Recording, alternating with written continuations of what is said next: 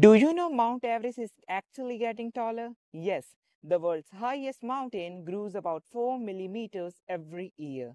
The reason? Deep beneath our feet, the Indian tectonic plate is slowly pushing into the Eurasian plate. This collision began millions of years ago and created the Himalayas. And even today, the plates haven't stopped moving. As they press against each other, the Himalayas, including Everest, continue to rise by about 4 millimeter every year. It doesn't sound like much, but imagine this a mountain already taller than the clouds still climbing higher. Everest is so high that airplanes fly at the same altitude.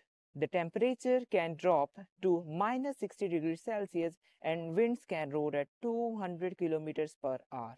Yet every year, climbers risk their lives to stand it as its summit.